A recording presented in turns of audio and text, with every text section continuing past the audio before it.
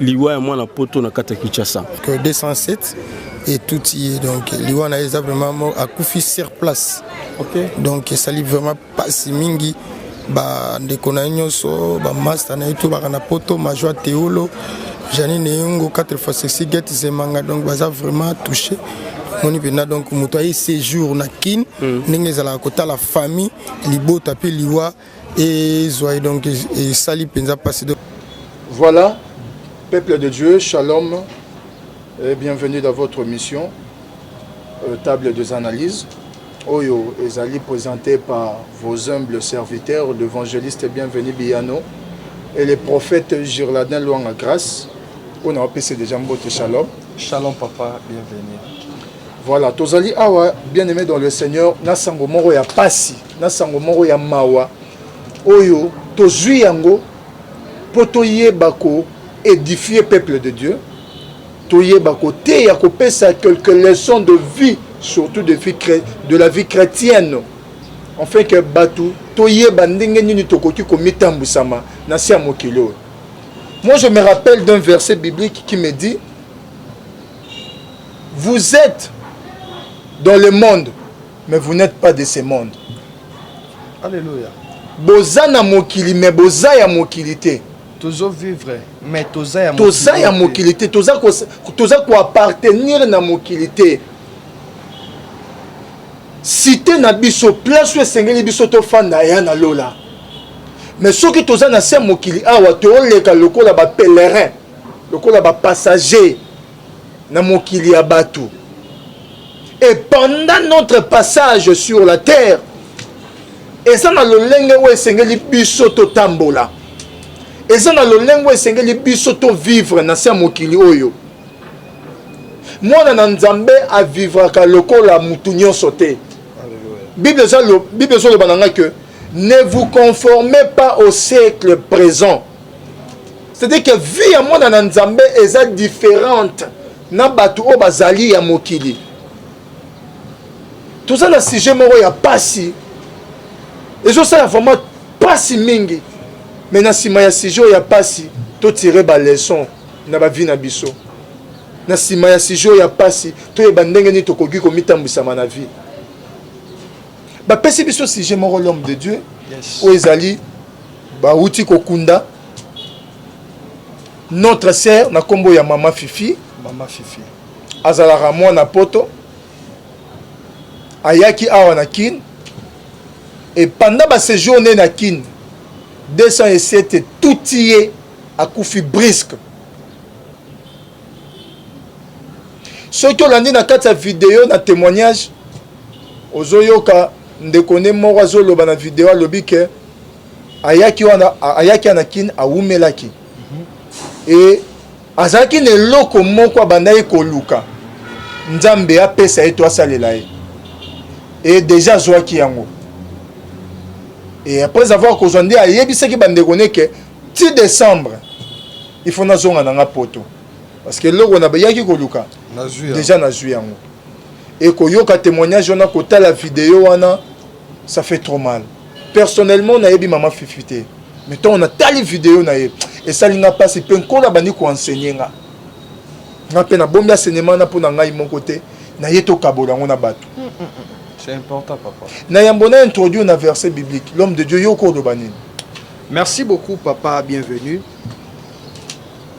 Façon yo yokaki tango yé parce que ozaki parmi abato liboso o monaki vidéo oyé oluki prophète Louanga comme d'habitude nous tout ça là toujours ba analyse dans la voix céleste olobi l'homme de Dieu dans la vidéo oyo na yokaki passe dans motema.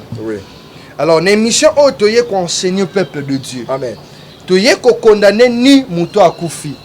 Bible lobi laisser les morts enterrer leurs morts et aussi to peut sa valeur na bateau déjà ba kufi. Ba oui. Amen. Alors, tant que toujours respecter Bakoufi et respect na muto Akoufi Mama Fifi, que son âme repose à paix. Amen. Mais tu y tout ça la analyse. Peut-on enseigner peuple de Dieu qu'on expliquer bango comment mutakoki ko vivre na terre autosali. Amen. Parce que tout ça va passager bisonyo surtout. Mais après avoir qu'on vivre na terre papa bienvenue, et ça encore na vie oh Jésus la biso c'est la vie éternelle. Amen. Bien-aimé dans le Seigneur, oko passer éternité na yo wapi. Oko passer éternité no wapi. Les jours où mutakufaka akufa na mwasi wa balate.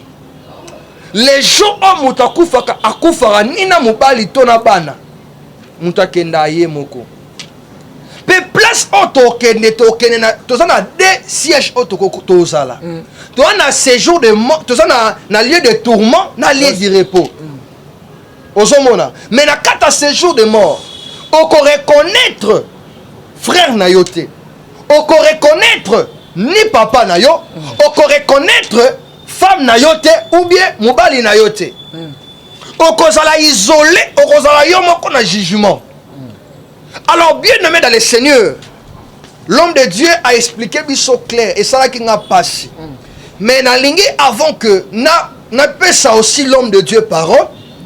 J'aimerais que na koki ko peut ça verset biblique moko. Oyo et koki aussi na part nanga. Na connaissance nanga, na sagesse oyo nzamba tiakati nanga et koki aussi ko sunga libota moko nzambe ezolanda biso dans ce net moment. Amen. Alors, bien aimé dans le Seigneur, Totangi livre ya Proverbe chapitre 22, le verset 3. Alléluia. Amen. Proverbe chapitre 22, le verset 3. L'homme prudent voit le mal et se cache. Na sukiwana. L'homme prudent. Moto azali na linga de baneni. Prudent. Donc na Azalenge. neni Alenge. lenge. Donc na boyebi. Donc moto aza prudent. Amona kamabe déjà musika pe asara nini asekashaka da bombami donc ekenge aboyi ko kene place mabeza parce que ma accident moko ko salima peut-être liwe za place wana peut-être bakoki aussi ko fingaye ou bien ko salelo kamabe l'homme prudent amona kama mabe déjà musika après asala nini asekache abombami. Na problème ya mama Fifi na ndenge nanga na sali analyse mama Fifi na yete ko bageno mama Fifi salaki parce que bible bina ba circonstance tout glorifier ka komba nzambe c'est que nzamba linga ki makambo ani sali mabongo mais conseil na opé ça parce que to kolbe suma Fifi parce que déjà mukufi mais to ko s'adresser na bandeko nde bazolanda biso mama zala prudent papa zala prudent.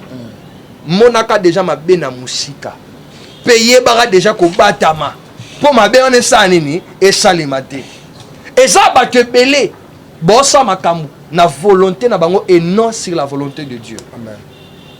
Dans la vie avant qu'on réaliser eloko tu dois d'abord demander à Dieu et Seigneur d'ailleurs oye ba volonté ya nzambe ezani na kati ya makambo yo zo sala ce comme moni ba accident zo sala me belé la ba vie à bateau. Ce qu'on moni va te bérer, bah écoute, bah problème évangéliste est bienvenu biano. Et ça parce que bah te bérer, bah surtout na volonté nzambe te na suki wana papa. Merci beaucoup l'homme de Dieu. Olobi ba makamoko très capital. Oyebi na ngana kotamba mona mambo ya prudence. Pona lobela yango, mais avant na lobela yango na sa continuité ya volonté wana oyo lobi. Amen. Mwana na nzambe nyonso. Na makambu ya mama Fifi nga pe na eko telemisa ba point.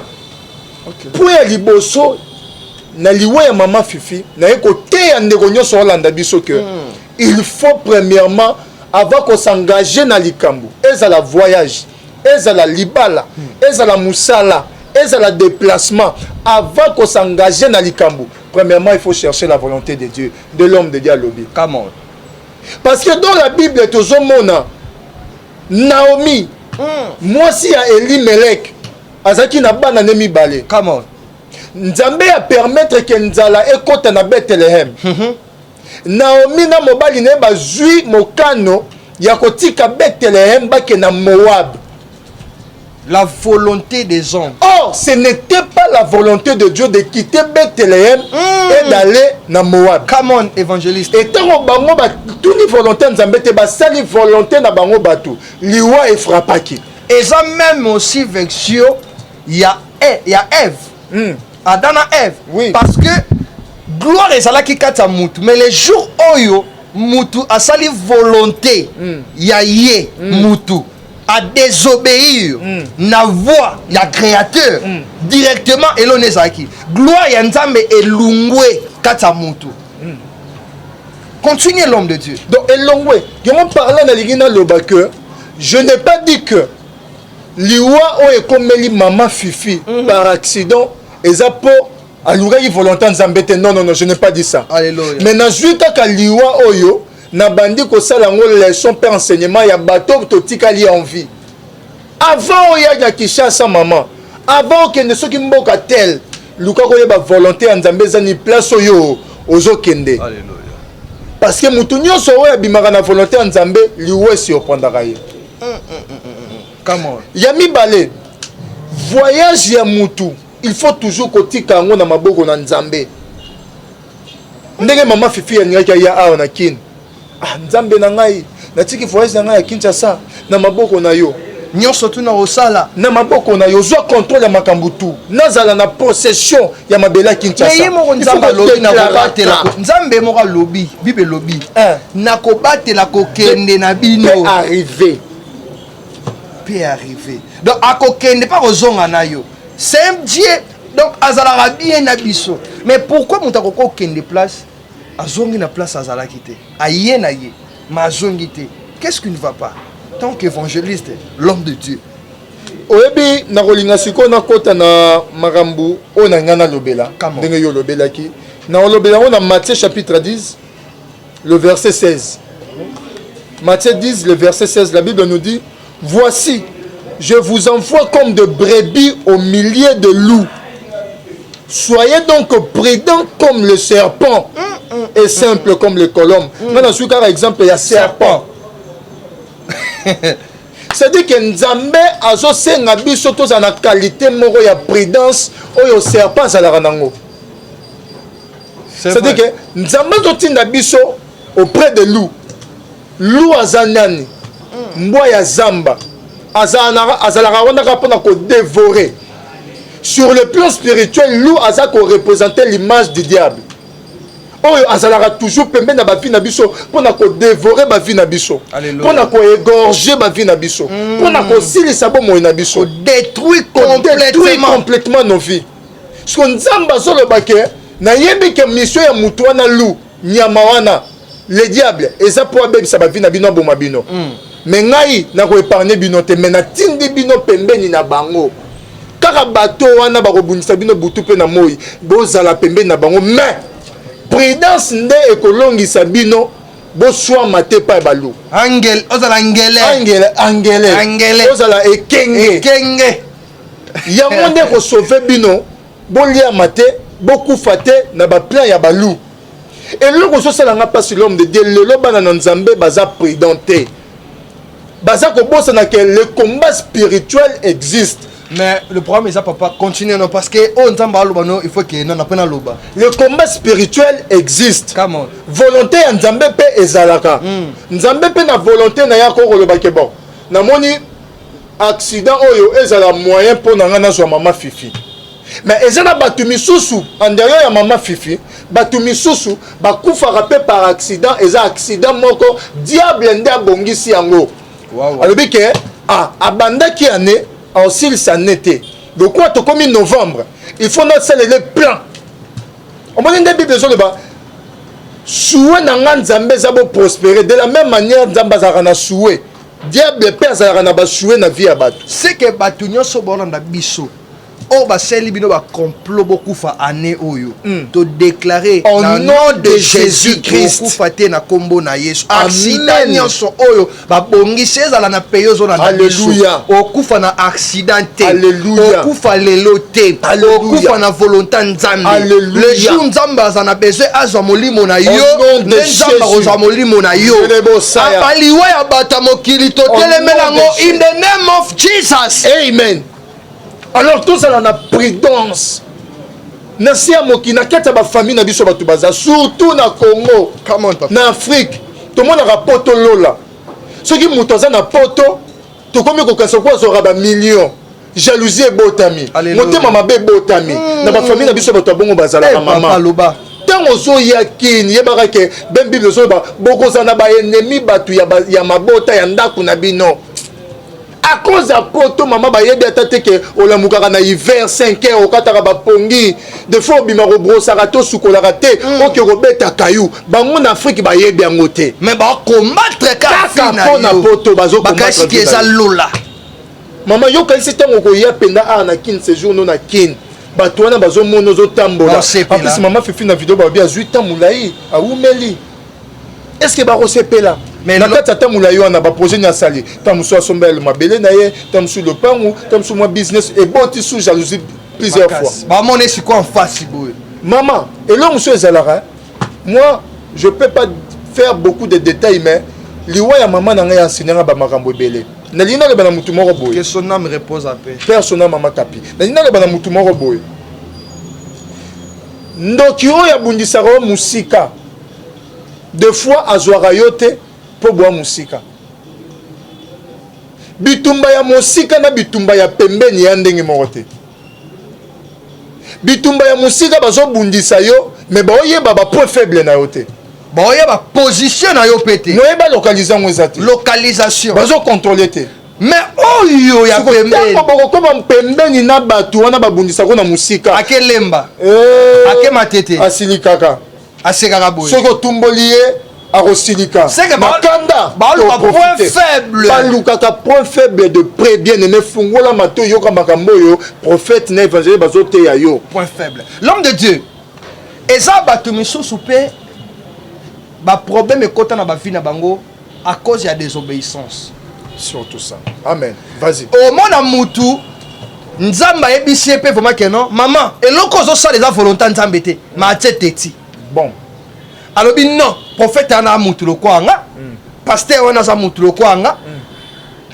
est-ce que vraiment mobali wana nde pasteur alobi a volonté nzambe te mutu akabelanga bambongo ebele boye mutu aza bogar boye mobali oso otali kaka omona te place okakole te aa mabe te façon nasalaka place wa mosala wana bafuta yanga salaire a bien naluka bamboshanga nazwaka baprimi kutu baprimi nazwaka osomona bien aimé dans le Seigneur l'homme de Dieu bato ebele baza aussi na désobéissance yo oui baza aussi na désobéissance tozalaki na point ya volonté nzambe tokoti siko na obéissance na désobéissance tolobelaki mpe prudence tokoti na désobéissance na obéissance bandeko bozolanda biso esenge na yo obéir na voix ya nzambe amen nzambe akoya tala bana bavoix audible mama Niclette mama Gisèle nga nzambe na yo na ye koloba bondala botalaka basérie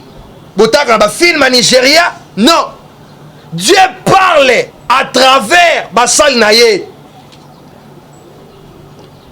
problème ya Jacob po azala béni ezalaki likambo nzambe te amen mais ezalaki problème ya mama na ye Rebecca Rebecca alobi na Jacob yoka mongongo na nga mais alobaki te yoka mongongo nzambe mais lorsque Jacob a obéi na voix ya mama na ye bénédiction yaki na vie ya Jacob eza makambo mosusu esenga oyo kaka nzambe aloba no te omona nzambe akita te moto ekita te nde nasera bapoka beli mais esengaka obéissance mpe lungola désobéissance baaccident mosusu eya te bastérilité mosusu ezala bavi na bino te baproblème mosusu ekotala bandako na bino te parce que bozobéir na mongongo ya nani ya nzambe. Alléluia. C'est un peu ça. Désobéissance ememaka liwa, mais obéissance ememaka bomoi. Gloire à Dieu.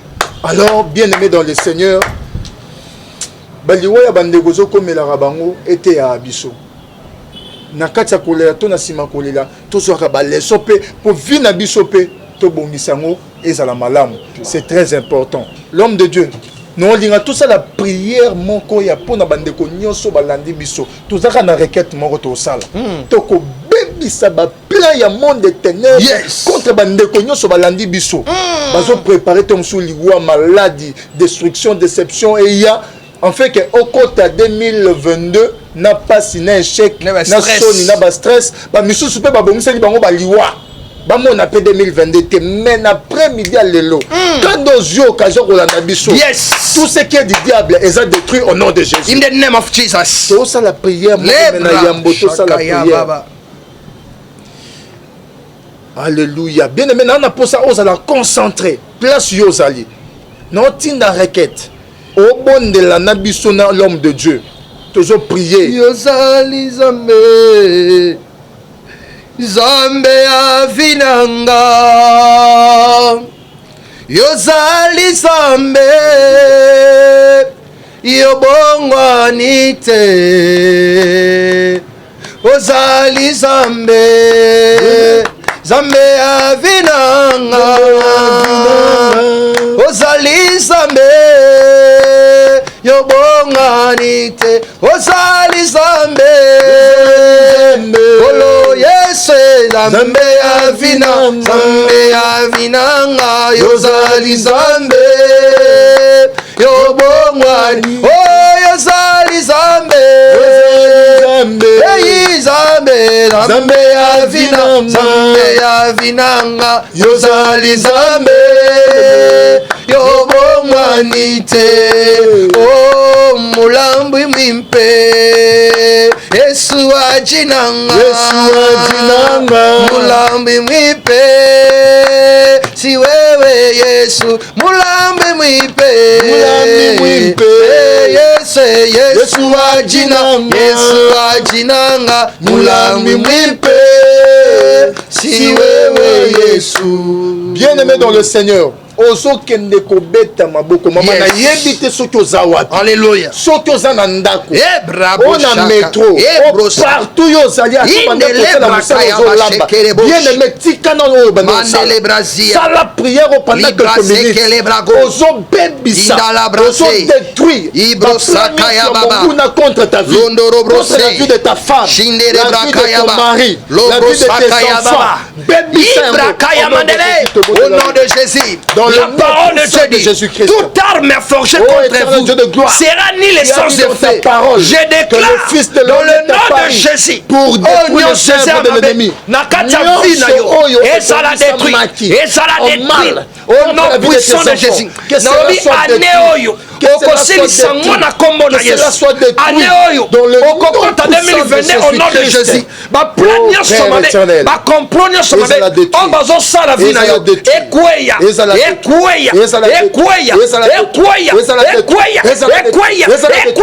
y a ma guérison, il y a ma solution. Malade disparaître, malade disparaître. Na kombo na Yesu Masiya. Père éternel, Dieu de gloire. Alléluia. Yozan Zambé a ba force illimitée. Come on. Nabi que prière autosali Nzambe et créer des choses. Alléluia. Ya malamu na via banana yo. Yes. Et créer des scandales. À cause de cette prière, Misu peut conscience à banana yo et fungwama. Yes. Bamo na ba réalité spirituelle. Bamo na ba adversaire na bango en face. Bandenga ko bundisa bango po bakoya. Au nom puissant de Jésus. Bango force. Yes. Ya ko banga yo. Alléluia. Ya ko vivre na sainteté. Alléluia. Na crainte à l'ilobana. Alléluia. Ya ko obéir na l'ilobana. Bravo. Vous allez attentif na dans le nom de Jésus. Dans le nom puissant de Dieu. L'homme de Dieu déclare des choses. Je déclare dans le nom de Jésus. Amen. Toute arme forgée contre vous l'année est à la nulle sans effet. Alléluia. Je déclare. Tu es destiné à la gloire et non à la honte. Alléluia. Tu peux commencer petit, tu finiras grand. Amen. Ton lieu de départ ne correspond pas à ton lieu d'arrivée. Laisse-moi te dire une chose, ma soeur, mon frère. Yozolanda biso na moma oyo. Tikete nzambe ya lola. O abandaki na janvier akoti sope na décembre pe au na 2022. Obandaki na 2021 okota 2022. Tikete vi na yo efongwama. Bisiko malade eza ebanda kolungwa. Bisiko bali ba sala opération te. Notre Dieu azanzambo asala ka opération sans cicatrice. Yozolanda nga ba bengo femme stérile. Obotaka te. Batu bo seka yo. Okomi sija licho. Simba libumu na yo. Yamaba na au nom de Jésus. Yamaba na au nom de Jésus. Yamaba ngo au nom de Jésus. Makambona mikande simba te. Zwa mikando au nom de Jésus. Makambona yo ya misale simba te. Zwa misale au nom de Jésus. Je déclare dans le nom de Jésus. Amen. Amen. Que l'Éternel Dieu vous bénisse. Nzambalo la pambola bino. Nzamba Pambola frère Alvin Beya, Nzamba Pambola la voix céleste, Nzamba Pambola John Kamande Maboko Bene na sima caméra, Nzamba Pambola l'homme de Dieu. Pambola peu vraiment tokomi na suka. Tous allons toujours fidèles dans Nzambe wana. Alléluia. Artika bisoté, abosa na bisoté. Je crois natikio au des annoncés. Merci beaucoup Bandekotou, j'espère qu'on peut se numéro terre. Plus 243 97 60 37 626. Plus 243 97 60 37 626. Donc numéro nangeza oba komi évangéliste bienvenue après numéro nanga ya mwana. Merci beaucoup na Bandekotou bolani biso. Numéro oyo ezlandi eza ya prophète Grâce Gilardin Luanga obenginga ina plus 243 85 19 86 plus 243 85 19 86 Nzambalola Apambola Bandekotou. Je dis merci na papa Alvin Beya et Nzamba Pambola aussi chaîne O et Kendel Bosso. Nzamba Pambola Bandekotou au disposa qui kata na pona Olanda biso. Que Dieu vous bénisse abondamment.